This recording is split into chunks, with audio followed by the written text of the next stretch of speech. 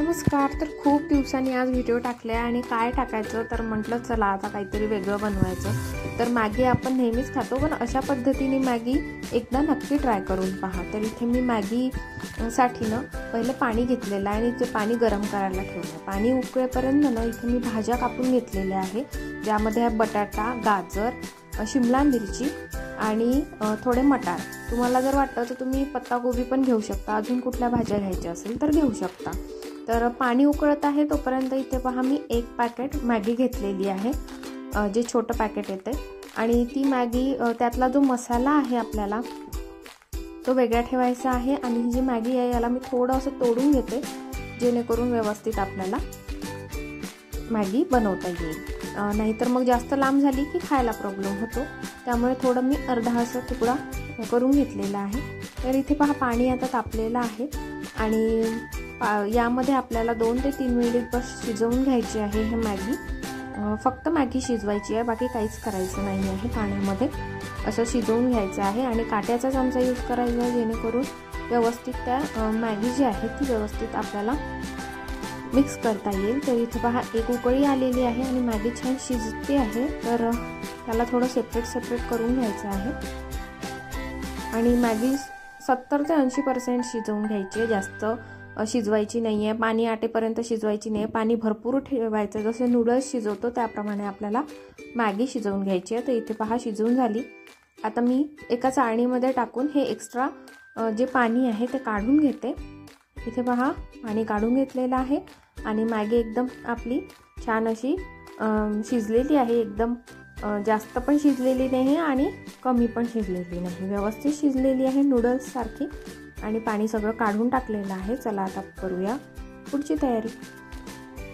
तर इथे पहा मी कढईमध्ये पहिले तेल घालून घेते। एक 3 ते 4 चमचे तेल टाकायचं आहे, थोडंसं जास्तच टाकायचं आहे, कारण मग ते जास्त जर कमी असलं तेल तर मग चिपकून जातं मॅगी। तर आणि ह्याच्या सगळ्या भाज्या आपल्याला ह्या ऑइलमध्ये टाकायच्या आहे आणि एक 2 ते 3 मिनिट छान याला परतून घ्यायचं, शिजवून घ्यायचं आहे, जेणेकरून ह्या भाज्या थोडंसं कच्चं पण निघून जाईल। आणि एकदम शिजवायची नाही आहे भाजीसारखं, बस नॉर्मल शिजवायची आहे, कारण त्या दातात आलेल्या अजून टेस्टी लागतात। तर इथे मी थोड्या भाज्या ह्या शिजवून घेते।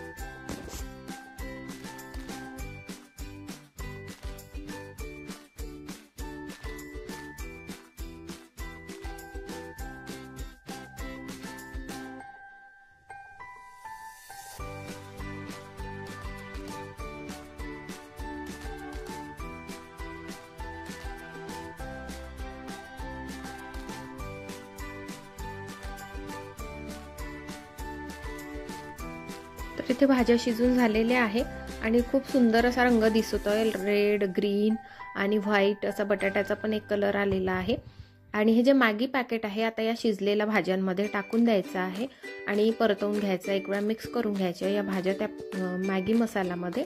आणि गॅस एकदम मंदच ठेवायचा आहे, नाहीतर मसाला जळून जाईल आणि भाज्या पण जळून जाईल। तर छान परतवून घ्यायचं आहे। भाज्या याच्यासाठी की मुलांच्या पोटात जाते आणि ही मॅगी ना खूप टेस्टी लागते, नक्की करून बघा तुम्ही। आणि ही ती मॅगी आहे आपण जी शिजवून घेतलेली ही यामध्ये टाकून द्यायची आहे। आणि काही नाही, बस आता 2 काटेचे चमचे घ्यायचे आहे आणि 2 चमच्यांनी छान ही मॅगी परतवून घ्यायची आहे। छान भाज्या आणि मॅगी मिक्स करून घ्यायची आहे, कारण साध्या चमच्यानी होणार नाही, त्यामुळे 2 काटेचे चमचे घ्यायचे आणि नूडल्स सारखं याला पण आपण मिक्स करायचं आहे।